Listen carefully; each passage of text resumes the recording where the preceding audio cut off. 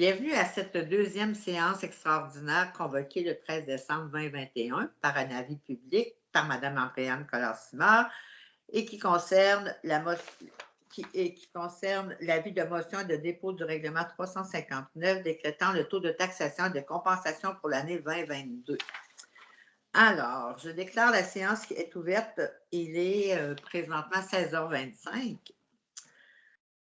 Alors, dépôt de l'avis de convocation considérant les articles 152 et 158 du Code municipal du Québec.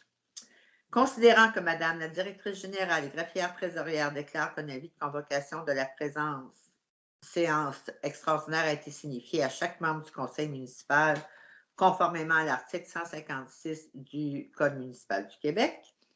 Considérant l'article 153 du Code municipal du Québec qui énonce que l'avis de convocation qui a bel et bien été notifié doit être mentionné au procès-verbal.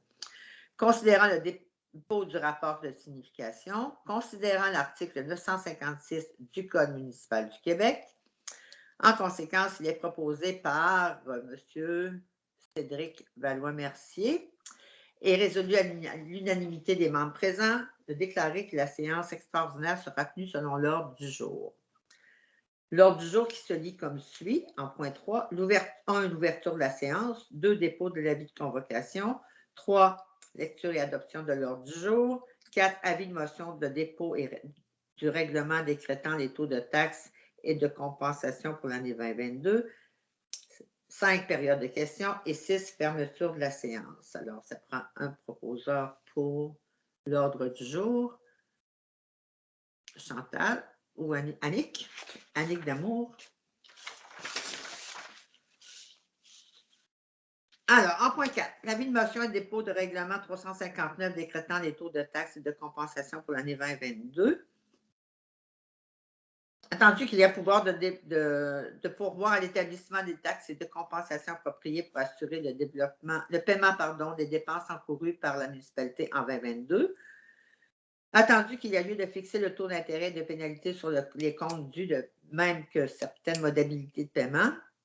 Attendu qu'un avis de motion du présent règlement a été donné par Louise Chamberlain à la séance extraordinaire du 22 décembre 2021. Alors, le préambule fait partie intégrante du présent règlement. Alors, la taxe foncière se lira comme suit de 43 sous du 100 $ d'évaluation. La taxe de service pour les matières résiduelles, pour un bac de 360 litres ou moins. Pour les ordures, 150,58 $. Pour la récupération, 4,43 $ et pour les matières organiques, 40 et 44 $. La taxe de service pour l'aqueduc sera d'un montant de 187 $. La taxe de service pour l'égout d'un montant de 153 $.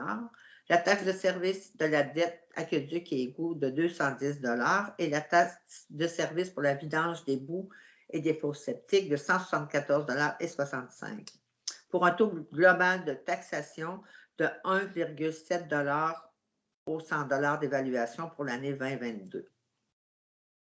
Les modalités de paiement des taxes se liront comme suit. Le premier versement est fixé à 30 jours après la date d'envoi du compte. Le deuxième versement est fixé au premier jour ouvrable postérieur au 45e jour du premier versement. Le troisième versement est fixé au premier jour ouvrable postérieur au 45e jour qui suit la date du second versement. Le quatrième versement est fixé au premier jour ouvrable postérieur au 45e jour qui suit la date du troisième versement. Le cinquième versement est fixé au premier jour ouvrable postérieur au 45e jour qui suit la date du quatrième versement. Et le sixième versement est fixé au premier jour ouvrable postérieur au 45e jour qui suit la date du cinquième versement.